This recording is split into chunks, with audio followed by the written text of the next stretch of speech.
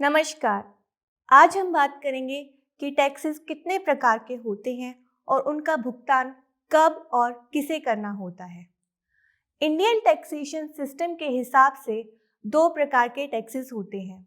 पहला होता है डायरेक्ट टैक्स, जिसे हम हिंदी में प्रत्यक्ष कर भी कहते हैं, और दूसरा होता है इनडायरेक्ट टैक्स, जिसे हम हिंदी में अप्रत्यक्ष कर भी कहते हैं। अब अगर आसान शब्दों में समझें तो डायरेक्ट टैक्स वो होता है जिसका भुगतान उसी ने किया जिस पर वो टैक्स लगाया गया था, और इनडायरेक्ट टैक्स वो होता है जिसका भुगतान उसने किया जिस पर वो टैक्स नहीं लगा था। अब अगर टेक्निकल टर्म्स में समझें तो टैक्स पेमेंट में दो पॉइंट्स होते हैं। पहला होता है पॉइंट ऑफ इंसिडेंस, यानी कि जहाँ पर टैक्स लगा, और दूसरा होता है पॉइंट ऑफ पेमेंट, यानी कि जहां पर टैक्स का भुगतान हुआ। जब पॉइंट ऑफ पेमेंट और पॉइंट ऑफ इंसिडेंस सेम होते हैं तो लगता है डायरेक्ट टैक्स, लेकिन जब पॉइंट ऑफ पेमेंट और पॉइंट ऑफ इंसिडेंस अलग होते हैं तो लगता है इनडायरेक्ट टैक्स। अब एक उदाहरण से समझने की कोशिश करते हैं कि डायरेक्ट टैक्स क्या होता है। आप सब जानते ही होंगे कि जो भी व्यक्ति 2.5 लाख से ज़्यादा एक साल में कमाता है उसे एक टैक्स देना होता है, और वो होता है इनकम टैक्स। अब इनकम टैक्स सरकार ने उसी व्यक्ति पर लगाया और उसका भुगतान भी उसी व्यक्ति ने किया, जिस वजह से पॉइंट ऑफ पेमेंट और पॉइंट ऑफ इंसिडेंस सेम हुए, तो इनकम टैक्स हो गया एक डायरेक्ट टैक्स। अब समझते हैं कि इनडायरेक्ट टैक्स क्या होता है।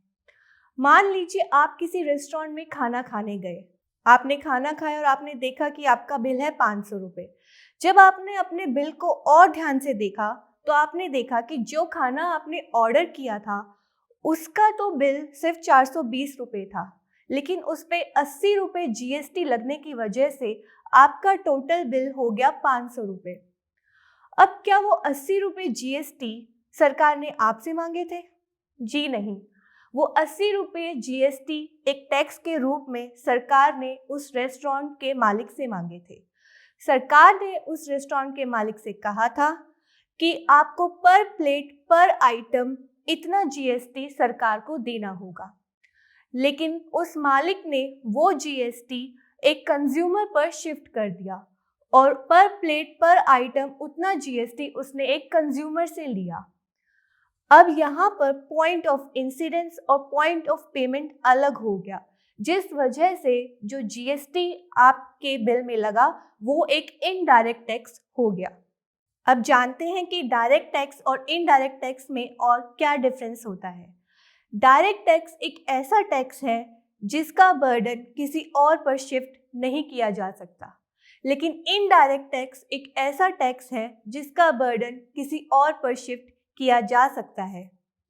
डायरेक्ट टैक्स एक प्रोग्रेसिव टैक्स होता है। प्रोग्रेसिव टैक्स का मतलब होता है कि जैसे जैसे टैक्सेबल अमाउंट बढ़ती है वैसे वैसे उस पर लगने वाले टैक्स की परसेंटेज भी बढ़ती है।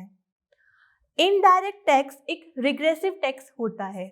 रिग्रेसिव टैक्स का मतलब होता है कि जैसे जैसे टैक्सेबल अमाउंट बढ़ेगी वैसे वैसे उस पर लगने वाले टैक्स की परसेंटेज कम होती जाएगी। उम्मीद करते हैं कि हम आपको ये समझाने में सक्षम रहे होंगे कि डायरेक्ट टैक्स और इनडायरेक्ट टैक्स में क्या डिफरेंस होता है। टैक्सेशन से जुड़ी ऐसी ही महत्वपूर्ण जानकारी के लिए जुड़े रहिए हमारे साथ फाउंडर इंडिया चैनल पर। धन्यवाद।